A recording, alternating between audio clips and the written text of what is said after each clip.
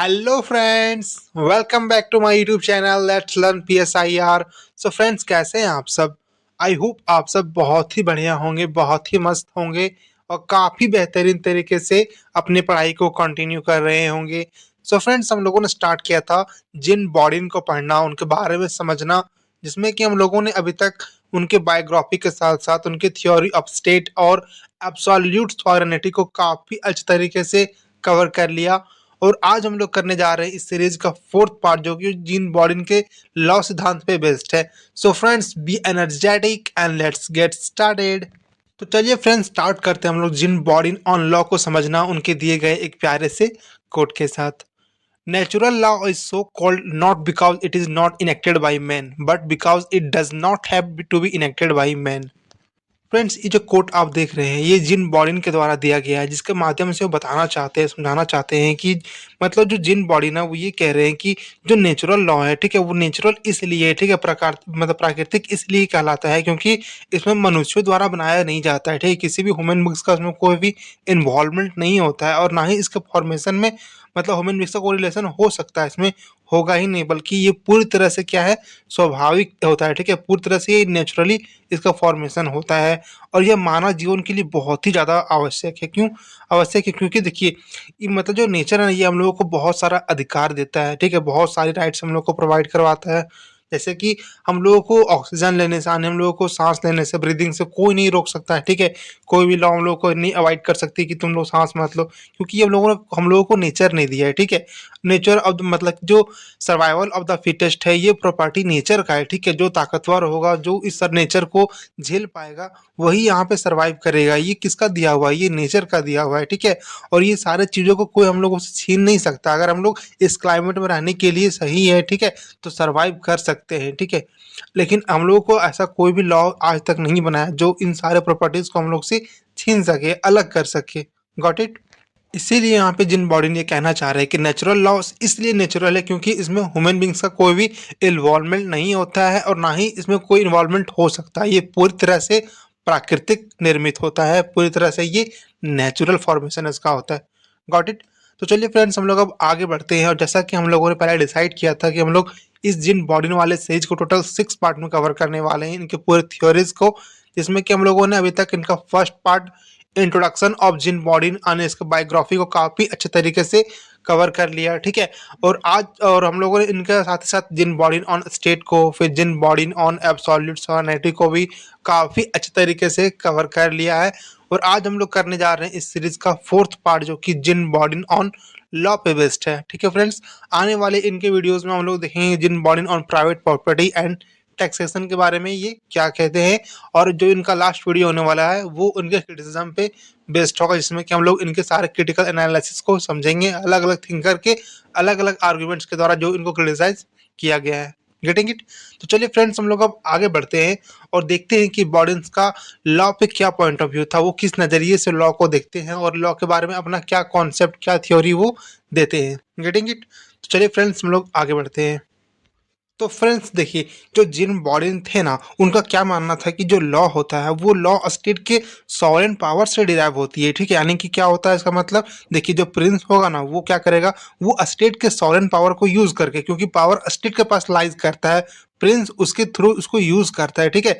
तो प्रिंस क्या करेगा, उसे यूज करके लॉ बना सकता है, स्टेट के सॉवरेन पावर को यूज करके अपने विल के अकॉर्डिंग, ठीक है, अपनी इच्छा के अकॉर्डिंग अपना लॉ बनाएगा जो कि स्टेट के इंटरेस्ट में होगा, ठीक है। और साथ ही साथ जिन बॉडन ये भी कहते हुए दिखते हैं कि जो लॉ सॉवरेन अथॉरिटी बनाएगा, जो प्रिंस या जो वहाँ का किंग जो लॉ बनाएगा अपने विल पावर से, वो यूनिफॉर्मली पूरी टेरिटरी में अप्लाई होगा, ठीक है। कि ऐसा नहीं कि वो लॉ कहीं पे बहुत ही ज़्यादा मात्रा में अप्लाई हो रहा है, कहीं पे बहुत ही लो, मतलब कि बहुत लिमिटलेस करके अप्लाई किया जा रहा है, ऐसा नहीं होगा। पूरा यूनिफॉर्मली अप्लाई किया जाएगा, जितना भी उनका टेरिटरी, जितना भी उनका वास्ट टेरिटरी है, ठीक है, जहाँ तक भी फैला हुआ है उसका स्टेट, ये पूरा थ्रू आउट द टेरिटरी में उसका जो जो लॉ बनाया गया अपने विल पावर से, ठीक है, वो यूनिफॉर्मली वहाँ पे अप्लाई होगा और हर जगह एक समान एक तरीके से लॉ का लीगैलिटी का जितना प्रोसीजर होगा उसको फॉलो किया जाएगा। और साथ ही साथ फ्रेंड्स जिन बॉडी मतलब ये भी बताते हैं कि देखिए लॉ का इम्पोर्टेंस क्या है। तो वो क्या कहते हैं कि लॉ का इम्पोर्टेंस इसलिए बहुत ज़्यादा बढ़ जाता है क्योंकि उनके अकॉर्डिंग क्या मानना है कि अगर लॉ एंड ऑर्डर नहीं रहेगा तो ये अगर लीगलिटी सिस्टम वहाँ पे स्टेट में नहीं रखेंगे तो उनका मानना है कि ये स्टेट को यूनिफाई करने में बहुत ही ज़्यादा मुश्किलें आएगी। ठीक है, इसीलिए अगर हम लोग लॉ और लीगलिटी को वहाँ पे रखते हैं तो क्या होगा इससे कि पूरा स्टेट यूनिफाई रहेगा और वहाँ पे law and order stability state में काफ़ी अच्छे तरीके से स्टेट को मेंटेन करने में हेल्प करेगा। ठीक है, बहुत ही ज़्यादा इंपॉर्टेंस होगा वहाँ पे लॉ एंड ऑर्डर को स्टेबिलिटी को मेंटेन करना स्टेट में। ठीक है, और ये प्रिंस के लिए भी आसानी होगा और स्टेट को रन करने के लिए भी और भी ज़्यादा आसानी होगा। ठीक है, तो यहाँ पे लॉ का इंपॉर्टेंस बहुत से ज़्यादा जरूरी है। ये किसके अकॉर्डिंग बता रहे हैं? तो ये जिन बॉलिन के अकॉर्डिंग ये बात कह रहे हैं। Got it? लेकिन फ्रेंड देखिए यहाँ पे आगे नेक्स्ट पॉइंट में क्या कहते हैं, तो बॉर्डन ये भी मान रहे हैं, ठीक है, ये भी एक्नॉलेज कर रहे हैं कि वो एग्जिस्टेंस ऑफ नेचुरल लॉ पे भी बिलीव करते हैं। ठीक है, वो ये तो कहते हैं कि मतलब कि जो प्रिंस है वो सॉवरेन पावर को यूज करके वो मतलब अपने विल के अकॉर्डिंग वो बनाएगा लॉ। ठीक है, लेकिन साथ ही साथ वो जिन बॉर्डन ये बात को भी एक्सेप्ट कर रहे हैं, एक्नॉलेज कर रहे हैं कि साथ ही साथ नेचुरल लॉ भी एग्जिस्ट करता है। ठीक है, कुछ प्राकृतिक नियम भी एग्जिस्ट करता है जिसको भी प्रिंस को फॉलो करना चाहिए और वो फॉलो करेगा। ठीक है, और साथ ही साथ वो एक ये भी क्या मानते हैं, जो नेचुरल लॉ पहले से जो बना हुआ है, जो प्रकार मतलब जो प्रकृति ने हमें दिया है लॉ को, ठीक है, वो यूनिवर्सल है पूरे। देखिए ये जो प्रिंस बनाएगा ना वो अपने स्टेट के लिए बना सकता है। ठीक है, वो उसको अपने स्टेट में अप्लाई कर सकता है, अपने टेरिटरी में अप्लाई कर सकता है, लेकिन जो लॉ नेचर ने दिया है, जो लॉ हम लोगों को प्रकृति ने दिया है वो यूनिवर्सल है। ठीक है, वो पूरी विश्व में एक समान प्रतीत होगा, पूरे एक समान उसे अप्लाई किया जाता है और वो प्रीडेटेड है। ठीक है, प्रीडेटेड का मतलब क्या होता है, तो प्रीडेटेड का मतलब होता है फ्रेंड्स जो बहुत पहले से चला आ रहा है। ठीक है, ये जो बोलते हैं ना एक तरह से कि ट्रेडिशन बन चुका है हमारा ये, तो ये प्रीडेटेड स्टेट का है। ठीक है, हर एक स्टेट में ये प्रीडेटेड है कि जो आज तक चलते आ रहा है, जो नेचर का दिया हुआ है। जैसे कि हम लोगों को सबको पता होता है कि किस मंथ में गर्मी लगेगा, किस मंथ में ठंडा लगेगा, किस मंथ में लगभग बरसात आने की आशंका रहती है। तो ये हम लोगों को किसी लॉ ने बना करके दिया है नहीं, बल्कि ये हम लोगों को पहले से पता है क्योंकि ये प्रीडेटेड है। ठीक है, ये पहले से चलता आ रहा है। तो ये क्या होगा, तो ये प्रीडेटेड का एक एग्जांपल हम लोग दिए ताकि आप इस चीज को आसानी से समझ पाए कि नेचुरल लॉ होता क्या है। ठीक है, तो नेचुरल लॉ यूनिवर्सल होता है जो कि पूरे विश्व में पूरे वर्ल्ड में एक समान लागू होता है, और वो प्रीडेटेड होता है यानी कि बहुत पहले से वो चलता आ रहा होता है। ठीक है, उसे आप बदलाव नहीं कर सकते हैं उसमें आप। लेकिन फ्रेंड देखिए वहाँ पे ये नेचुरल लॉ का इंपॉर्टेंस तो दे रहे हैं। ठीक है, लेकिन साथ ही साथ बॉडी ये भी क्या कहते हैं, देखिए जहाँ पे नेचुरल लॉ मतलब रिकनसाइल करेगा। ठीक है, पॉजिटिव लॉ के साथ। ठीक है, जहाँ पे मतलब कि नेचुरल लॉ तो किसी रिकनसाइल का मतलब होता है समाधान प्रदान करना। ठीक है, किसी भी चीज़ का सॉल्यूशन देना। ठीक है, अगर नेचुरल लॉ रिकनसाइल कर रहा है लेकिन क्या कर रहा है साथ साथ वहाँ पे पॉजिटिव लॉ भी उस चीज़ के बारे में बात कर रहा है, तो वो ज़्यादा इंपॉर्टेंस किसको दे रहे हैं, पॉजिटिव लॉ को दे रहे हैं। ठीक है, क्या बोलते हैं कि in case of conflict positive law should prevail. ठीक है, जैसे कि हम लोग को अगर इंडिया के पर्सपेक्टिव से समझे फ्रेंड, देखिए तो इंडिया में क्या बोला जाता है कॉन्स्टिट्यूशन में कि जहाँ पे फंडामेंटल राइट और डीपीएसपी का कॉन्फ्लिक्ट होगा वहाँ पे फंडामेंटल राइट यानी कि फॉर्मर शुड प्रिवेल। ठीक है, ये हमारे संविधान में लिखा गया है। तो यहाँ पे ये भी क्या कह रहा है, देखिए जैसे हम लोगों को इंडियन कॉन्स्टिट्यूशन में फंडामेंटल राइट्स का वैल्यू ज़्यादा दिया गया है। ठीक है, किसके कंपेरिजन में, तो डीपीएसपी यानी कि directive principle of state policy के कंपेरिजन में। वहीं यहाँ पे जिन बॉडी साहब क्या कह रहे हैं कि मान लीजिए कभी कॉन्फ्लिक्ट होता है पॉजिटिव लॉ, और पॉजिटिव लॉ कहने का मतलब क्या हुआ, पॉजिटिव लॉ वो होता है जो सॉवरेन पावर के द्वारा बनाया गया है। ठीक है, जो नेचर के जाने की जो स्टेट के हित में बनाया गया है, उनके वेलफेयर के लिए बनाया गया है। ठीक है, जो पॉजिटिव लॉ और जो नेचुरल लॉ है उनके बीच में अगर मान लीजिए कहीं कॉन्फ्लिक्ट होता है तो पॉजिटिव लॉ प्रिवेल करेगा, उसका वैल्यू ज़्यादा होगा जो प्रिंस ने बनाया होगा। ठीक है, क्योंकि वो अपने विल पावर से बना रहा है, अपने स्टेट के नीड की रिक्वायरमेंट के अकॉर्डिंग बना रहा है, इसीलिए पॉजिटिव लॉ को ज़्यादा इंपॉर्टेंस दिया जाएगा। Getting it?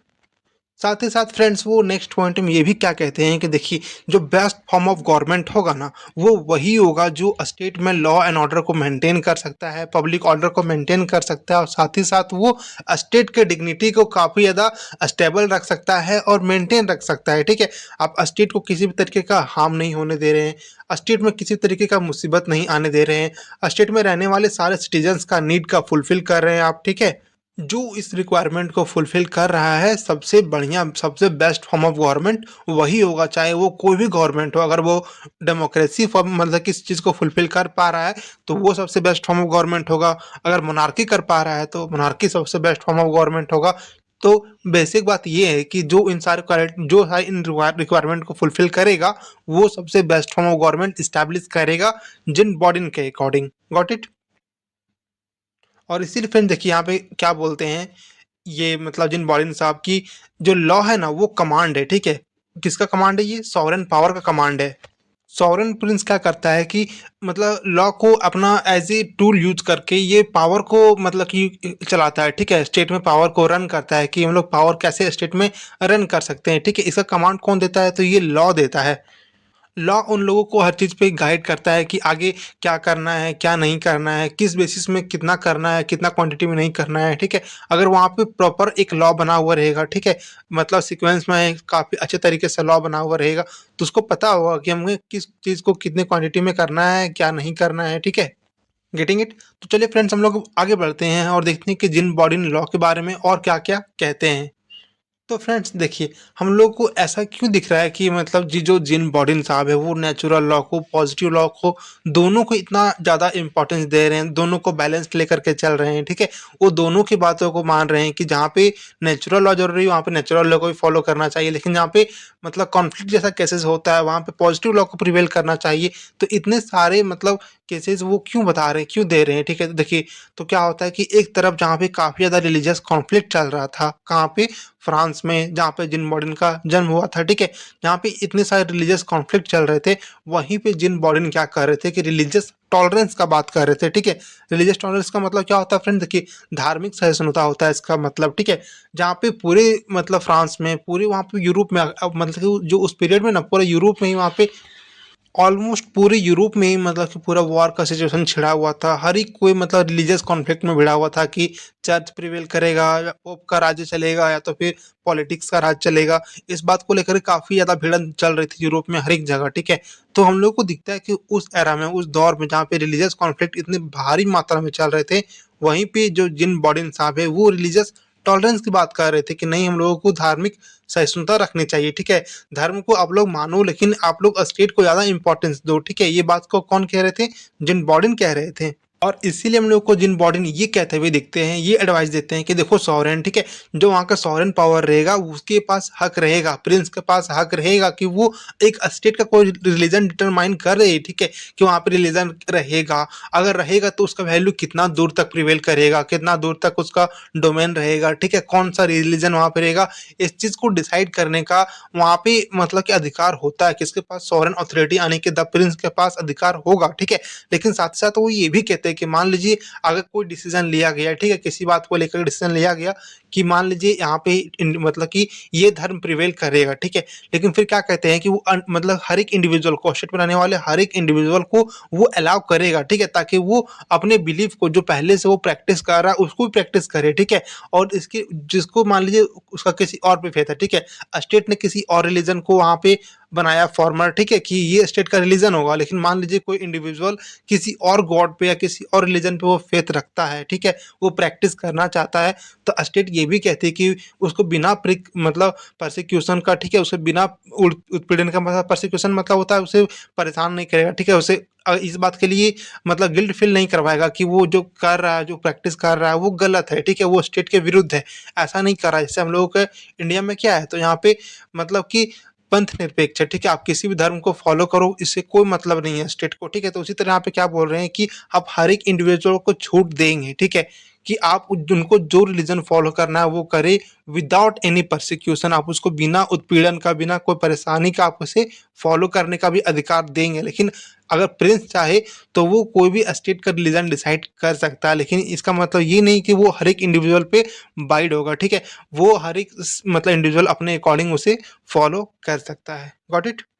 और ऐसा क्यों होगा फ्रेंड? देखिए, तो प्रिंस क्या कहते हैं नेक्स्ट लाइन में कि देखिए, आप लोगों को प्रिंस को देखिए, देखो प्रिंस, तुमको ऐसा इसलिए करना पड़ेगा, अपने तुमको नागरिकों को, सिटीजन्स को, उनका जो फेथ है रिलीजन पे उसको तुमको मतलब फॉलो करने का, ऑबे करने का अधिकार इसलिए देना पड़ेगा क्योंकि तुम्हें लॉ ऑफ नेचर को नहीं भूलना है, ठीक है। तुम ये मत भूल जाना कि तुम्हारा जो लॉ ऑफ पॉजिटिविज्म है, ठीक है, उसके साथ साथ लॉ ऑफ नेचर भी प्रिवेल कर रहा है, ठीक है। और जो नेचर ऑफ मतलब कि जो लॉ ऑफ नेचर होता है वो लॉ ऑफ गुड भी होता है, है, ठीक है? वो भी सही होता है, वो भी बहुत ही अच्छा होता है। इसीलिए तुम हमेशा अपना दबाव को मतलब अपना दबाव मत बनाना इंडिविजुअल के ऊपर, सिटीज़न के ऊपर। उसे लॉ ऑफ नेचर में भी जीने का अधिकार देना, ताकि जो सिटीज़न्स रहेगा वो आपके साथ कनेक्ट कर पाएगा, ठीक है? उसे ऐसा ना लगने लगे कि आप अपने सिटीज़न के साथ टॉर्चर कर रहे हो, ठीक है? और इसीलिए वो पेरेंट्स को ये भी एडवाइस देते हैं कि मान लो अगर तुम उनको उनके अकॉर्डिंग उसका रिलीजन को फॉलो करने का अधिकार दोगे, ठीक है? तुम उसे अगर लॉ ऑफ नेचर को भी यूज़ करने का अधिकार दोगे, तो प्रिंस ये तुम्हारे फ़ायदे में होगा, ये तुम्हारे इंटरेस्ट में होगा। क्यों ऐसा होगा?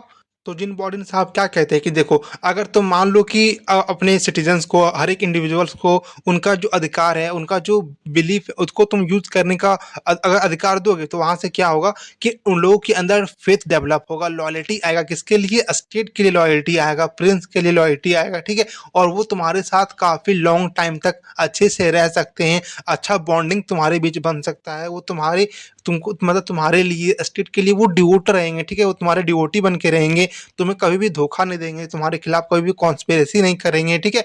बल्कि वो तुम्हें अच्छे से प्यार करेंगे, तुम्हारा सपोर्ट करेंगे हर एक चीज़ को स्टेट में रन करने में, ठीक है? स्टेट के हर एक वर्क में तुम्हारा पार्टिसिपेट वो करेंगे, वो तुम्हारे साथ काम करेंगे, ठीक है? ये कब पॉसिबल होगा? तो ये तब पॉसिबल होगा जब तुम्हारा सिटीजन तुमसे खुश होगा। ये कब खुश होगा? जब उसके अकॉर्डिंग तुम उसको करने दोगे, ठीक है? उसका जो बिलीफ है, उसका जो फेथ रिलीजन को लेकर के अगर तुम उसको फॉलो करने देते हो, उसको अगर तुम लिबर्टी देते हो, फ्रीडम देते हो, तो ये डायरेक्टली इनडायरेक्टली ये तुम्हारे इंटरेस्ट में ही है। Got it? और इसीलिए फ्रेंड्स हम लोगों को ये दिखता है, आने वाले जितने भी हम लोग थिंकर्स को पढ़ेंगे ना, जैसे कि थॉमस हॉब्स, जॉन लॉक, ठीक है, बेंथम वगैरह, तो जितने भी हम लोग मतलब कि जितने भी थिंकर्स को आगे हम लोग पढ़ेंगे, ठीक है, वहाँ पे भी हम लोग को इसका रेलिवेंस दिखेगा कि उन लोगों को भी जिन बॉडीन से उन लोग काफ़ी ज़्यादा इन्फ्लुएंस हुए थे, ठीक है, जिन बॉडीन भी बहुत सारे स्कॉलर से इन्फ्लुएंस हुए थे इटली के टाइम में, ठीक है, ये भी मतलब कि मैकियावेली जैसे स्कॉलर से काफ़ी ज़्यादा इन्फ्लुएंस हुए थे, ठीक है। तो हम लोग को दिखेगा कि जो जिन बॉडीन है वो किसी और से इन्फ्लुएंस हो रहे हैं, जिन बॉडीन का जो कॉन्सेप्ट है उसी से इन्फ्लुएंस होकर के अदर सारे थिंकर्स भी मतलब इनके बेसिस पे ही अपना अपना कॉन्सेप्ट, अपना अपना थ्योरीज को डेवलप कर रहे हैं। और इसीलिए फ्रेंड्स हम लोग को क्या दिखता है कि इनका जो आइडिया है सॉवरेनिटी को लेकर के, ठीक है, संप्रभुता को लेकर के, और जो रोल ऑफ स्टेट इन्होंने बताया है कि मतलब कि जो सॉवरेनिटी होगा उसका रोल स्टेट में क्या होगा। और साथ ही साथ जो इन्होंने सबसे बड़ा जो कॉन्सेप्ट बताया है कि नेचुरल लॉ, यानी कि जो लॉ ऑफ गॉड है, जो लॉ ऑफ गुड है, ठीक है, जो नेचर ने दिया है, जो प्रकृति ने दिया है, और जो पॉजिटिव लॉ है, ठीक है, जिसे स्टेट ने बनाया है, जिसे द प्रिंस ने बनाया है अपने विल के अकॉर्डिंग, वो आज भी बहुत ही ज़्यादा रेलिवेंस रखता है। किसके लिए? मॉडर्न पॉलिटिकल फिलोसफी को डेवलप करने के लिए। क्योंकि हम लोगों को आज भी हम लोग देखते हैं कि जो हमारा संविधान है उसमें हमारे कुछ नेचुरल लॉ को भी ज़्यादा मतलब कि दिया गया इंपॉर्टेंस, ठीक है। कुछ बहुत सारे लॉ जो हमारे वो नेचुरली चलता है, ठीक है, वो लॉ ऑफ नेचर पे बेस्ड है। बहुत सारी जो हम लोग का लॉ है वो हम लोग का भी मतलब कि पॉजिटिव लॉ, यानी कि जो मतलब कॉन्स्टिट्यूशन असेंबली ने बनाया था उसके बेसिस पे चलता है, ठीक है, कॉन्स्टिट्यूशन के बेसिस पे चलता है, संविधान के बेसिस पे चलता है। इसीलिए हम लोग को आज भी दिखता है कि इनका जो कॉन्सेप्ट है वो बहुत ही ज़्यादा रेलिवेंस रखता है पॉलिटिकल फिलोसफी को डिज़ाइन करने में, कॉन्स्टिट्यूशन लॉ को डिज़ाइन करने में, ठीक है। चलिए फ्रेंड्स हम लोग अब आगे बढ़ते हैं और अब देखते हैं हम लोग कुछ क्रिटिकली एनालिसिस समझते हैं किसका, जिन बॉडीन का, कि इनकी जो लॉ ऑफ ये थ्योरी ऑफ लॉ है उनको किस तरीके से बहुत सारे स्कॉलर क्रिटिसाइज करते हैं, बट उनका क्या क्या पॉजिटिव एस्पेक्ट भी बताते हैं। तो एक क्रिटिकली एनालाइज करते हैं इनके थ्योरी को एक अच्छे पॉजिटिव इम्पैक्ट, पॉजिटिव रिजल्ट के साथ। Getting it? तो देखिए फ्रेंड्स, क्या होता है ना कि जितने स्कॉलर जितने सारे पॉइंट को बात करते हैं, जितने सारे कॉन्सेप्ट पे बात करते हैं ना, उनका कुछ ना कुछ लूप होल्स ढूंढ ही लेते हैं, और अक्सर ऐसा होता है, ठीक है। तो वही बहुत सारे जो स्कॉलर है उनको ये क्या कहते हैं कि इनका जो कॉन्सेप्ट है मतलब कि लॉ को लेकर के वो मतलब कंट्रोवर्सी से भरा हुआ है, ठीक है, कंट्रोवर्सी के मतलब पूरा कंट्रोवर्सी से भरा हुआ है एक तरह से कह सकते हैं। और इसीलिए क्या कहते हैं कि देखिए उनका जो लॉ का सिद्धांत है, साथ साथ उनका जो एब्सोल्यूट सॉवरेनिटी का सिद्धांत है, ठीक है, कि जो मतलब कि जो प्रिंस करेगा वो एब्सोल्यूट होगा, वो जो लॉ बनाएगा वही सही होगा। वो इनफैक्ट वो नेचुरल लॉ के ऊपर बता रहे हैं कि जो प्रिंस का लॉ बनाएगा पॉजिटिव लॉ, वो नेचुरल लॉ के साथ भी ऊपर भी प्रिवेल करेगा वो, ठीक है। अगर मान लीजिए कभी कॉन्फ्लिक्ट होता है तो पॉजिटिव लॉ प्रिवेल करे, जैसा कि हम लोगों ने देखा। तो वही यहाँ क्या कह रहे हैं कि जितना वो एब्सोल्यूट पावर दे रहे हैं प्रिंस को, जितना एब्सोल्यूट पावर वो दे रहे हैं लॉ बनाने के लिए, ये बहुत ही ज़्यादा गलत है यार। ऐसा गलत क्यों होता होगा? क्योंकि जिस रिलीजियस टॉलरेंस का बात कर रहे थे, ठीक है, वो यूनिवर्सली पॉसिबल नहीं है, और वो कभी भी किसी भी टाइम में एक्सेप्टेड नहीं होगा। और इससे क्या होगा, तो ये एक टिरैनिकल रूल ऑफ गवर्नमेंट को स्टैब्लिश कर सकता है। टिरैनिकल मतलब क्या होता है, हम लोगों ने बहुत सारे वीडियोज़ में समझा इसका मतलब जो टायरेनिकल मतलब क्या होता है, जो अत्याचारी शासन होगा, ठीक है? जो बहुत ही ज़्यादा मतलब क्रूएल शासन होगा, जहाँ पे करप्शन होगा, बहुत ही ज़्यादा बुराइयाँ होगी वहाँ पे, तो वो टिरैनी रूल अब वहाँ पे स्थापना हो जाएगी, ठीक है? वहाँ पे टिरैनिकल फॉर्म ऑफ गवर्नमेंट का एस्टेब्लिशमेंट हो जाएगा। अगर आप किसी प्रिंस को इतना पावर दे देते हो कि वो पूरी तरीके से वो एब्सोल्यूट सॉवरेन है, ठीक है? वो पूरी तरीके से संप्रभु है, पूरी तरीके से सुप्रीम है, उसके ऊपर कोई भी मतलब रिस्ट्रिक्शंस नहीं है, कोई भी लिमिटेशन नहीं है। आप इस तरीके का सॉवरेनिटी किसी को दे रहे हो, तो ये सही नहीं है, ये बहुत ही ज़्यादा गलत है। Getting it? इसीलिए वो क्या कहते हैं कि जिस आप मतलब कि रिलीजियस टॉलरेंस का बात कर रहे हैं, ठीक है? जिस तरीके से आप अपना धार्मिक सहिष्णुता का बात कर रहे हैं, ये ना तो यूनिवर्सली एक्सेप्टेड है किसी भी टाइम में और ना ही कभी हो सकता है। Getting it? लेकिन फ्रेंड्स हम लोगों को ये भी दिखता है कि चाहे आप कितना भी कंट्रोवर्सी कर लो उनका कॉन्सेप्ट का उनके आइडियाज़ का, लेकिन जो जिन बॉडीन का जो इम्पोर्टेंस है, ठीक है? वो हम लोगों को हिस्ट्री में भी दिखता है, ठीक है? हिस्ट्री जितने भी पॉलिटिकल हिस्ट्री रहे हैं उनके, वहाँ पे भी दिखता है। जितने भी लीगल थॉट रहे हैं वहाँ भी इनका थ्योरी ऑफ लॉ का हम लोगों को इम्पोर्टेंस दिखता है कि इन्होंने जिस तरीके से नेचुरल लॉ की बात की थी, वो काफ़ी ज़्यादा इम्पोर्टेंस, काफ़ी ज़्यादा रेलेवेंस रखता है लीगल थॉट को लेकर के, और हिस्ट्री में भी रखता था और आज भी रख रहा है। आई होप सो कि आने वाले टाइम में भी इसका रेलेवेंस रहेगा ही रहेगा, ठीक है? और इनका जो कंट्रीब्यूशन है ना, वो बहुत ही ज़्यादा हेल्प किया था कि इसको मॉडर्न कॉन्सेप्ट ऑफ सॉवरेनिटी को डेवलप करने में, ठीक है? जैसे कि हम लोग आज सॉवरेनिटी का जो कॉन्सेप्ट डेवलप करते हैं कि सॉवरेनिटी क्या है, तो हम लोग भी एब्सोल्यूट सॉवरेन है, ठीक है? कुछ मामले में हो सकता है कि हम लोग अवॉइड ना रहें, ठीक है? किसी चीज़ से अवॉइड रहें, किसी लॉ से अवॉइड रहें, लेकिन मैक्सिमम डिसीजन कौन लेता है? तो इंडिया किसी से पूछ के नहीं लेता है, वो पूरी तरह से सॉवरेन है, ठीक है? जो इंडिया चाहेगा वो अपना डिसीजन ले सकता है, ठीक है? हालाँकि यहाँ पे डेमोक्रेसी है, कोई भी राजा अकेले नहीं लेगा, उसके पास कुछ काउंसिल ऑफ मिनिस्टर होते हैं, कैबिनेट मिनिस्टर होते हैं, उनके सेक्रेटेरिएट होते हैं, सबकी मतलब सलाह-मशवरा करने के बाद पार्लियामेंट के थ्रू वो डिसीजन लेते हैं, ठीक है? लेकिन सॉवरेनिटी तो फिर भी है ना, हमारा जो स्टेट है, हमारा जो इंडिया है, जितने भी अदर स्टेट है, हर कोई सॉवरेन है। तो हम लोग को दिखता है कि जितने भी मॉडर्न कॉन्सेप्ट सॉवरेनिटी का ना, वो भी काफ़ी ज़्यादा कंट्रीब्यूशन उसको मिलता है, जिन बॉडीन का थ्योरी से मिलता है, ठीक है? और बाकी सारे जो उनके पॉइंट है वो आज भी मतलब कि स्टडी किए जा रहे हैं, और आज भी वो डिबेट के टॉपिक बने हुए हैं, काफ़ी सारे स्कॉलर, काफ़ी सारे पॉलिटिकल थ्योरिस्ट के बीच में, कि उनका जो कॉन्सेप्ट है वो कहाँ तक सही है, कहाँ तक वो रेलेवेंस रखता है, कहाँ तक वो रेलेवेंस नहीं रखता है, कहाँ सही है, कहाँ गलत है। Getting it? तो इस तरीके से हम लोगों को पता चलता है फ्रेंड्स कि उनको क्रिटिसाइज़ तो किया जा रहा है, लेकिन साथ ही साथ उनके पॉजिटिव इम्पैक्ट भी बताए जा रहे हैं उनकी क्रिटिकल एनालिसिस के द्वारा। Getting it? तो चलिए फ्रेंड्स, हम लोगों को आज की वीडियो में हम लोगों ने देखा कि थ्योरी ऑफ लॉ के बारे में, जिन बॉडीन क्या कहते हैं, ठीक है? और वो किस तरीके से मॉडर्न टाइम में रेलेवेंस रखता है, किस तरीके से वो मॉडर्न पॉलिटिकल थॉट को डिज़ाइन कर रहा है। लेकिन फिर भी फ्रेंड्स देखिए, हम लोग ओवरऑल कंक्लूजन के तौर पे इससे क्या कह सकते हैं कि जो जिन बॉडीन का जो आइडिया है लॉ को लेकर के, सॉवरेनिटी को लेकर के, ये बहुत ज़्यादा इम्पोर्टेंस रखता है, ठीक है?